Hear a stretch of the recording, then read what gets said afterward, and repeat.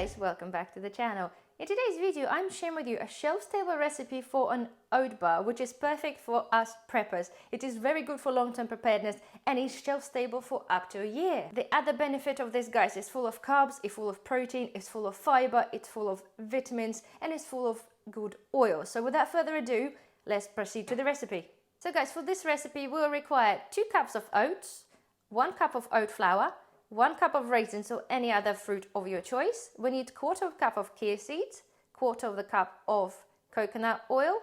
We need 1/2 cup of honey and 1/2 cup of peanut butter or any other nut butter and a pinch of salt. So guys, other things we'll need, okay, is a mixing bowl, and I have here a baking tray which I've lined with a parchment paper, and it's about approximately 20 by 24 centimeters.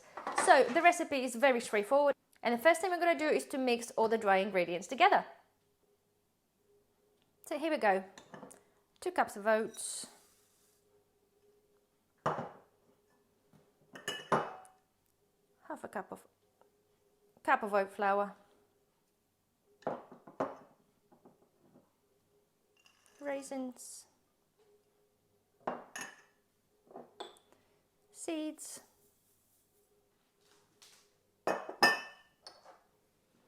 And a pinch of salt. And give it a good mix up.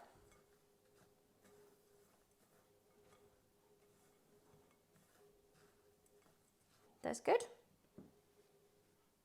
So they're all mixed in. Okay, so let's now move on to the wet ingredients. So all we need, guys, for the wet ingredients, we need a hob, a saucepan, and our wet ingredients. And all we're going to do is to combine them in a saucepan and melt them all together.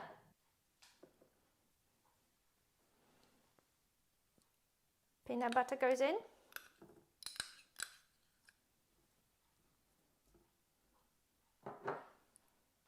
And here goes the honey.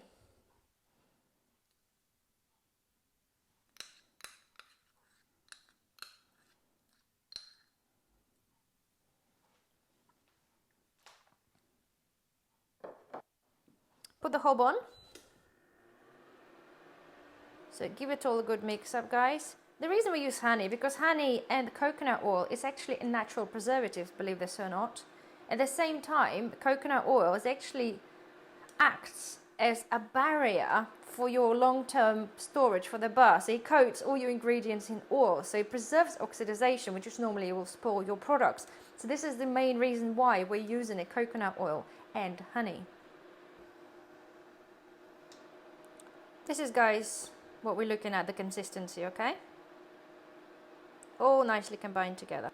So we are done, guys, we are done. Okay, it's all melted together.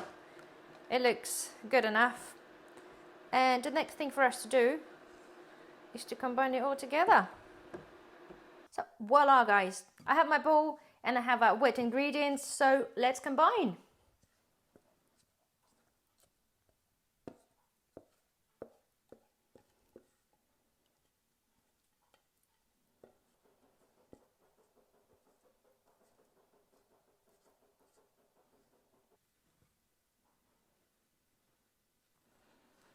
It's going to be quite a hard, sticky dough, guys, so it's going to take a little while to make sure everything is coated.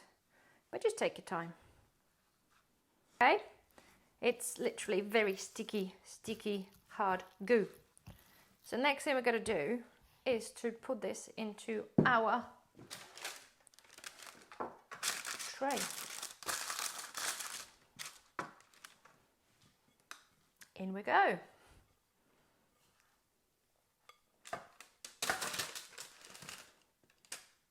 It is a good idea to put this on a non-slip base, because it will be moving all over the place. Okay. And the idea is, guys, that we've got to be pushing that into the corners and make it as smooth as possible. I'm gonna get a spoon. I thought what easier with a spoon.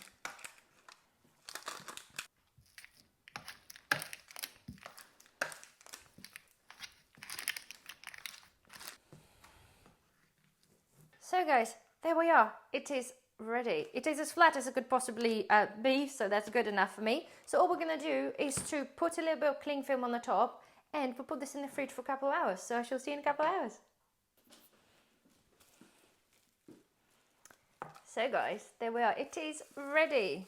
So let's get this out and have a look at that bad boy. That's nice and cold. Here we go. That's the reason why we're using a parchment paper.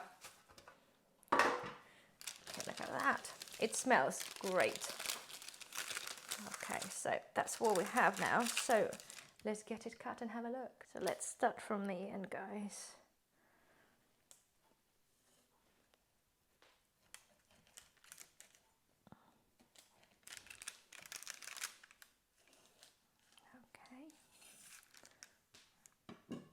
Okay, look. Yay. Right, let's get that cut in half. Okay guys, look at that. That looks super, super yummy.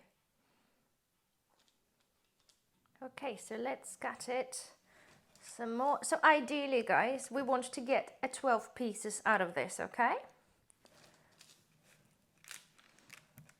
In some instances, when you have a bit of a raisin that's kind of in the cut area, it might crumble a tiny bit, but that's okay. You can alternatively chop your raisins if you want to, but generally we prefer in those kind of bars, we prefer the raisins whole. That's just, again, personal preference. It makes no odds to storage or anything like that. Okay. Cut that way. Oh, they're just so great.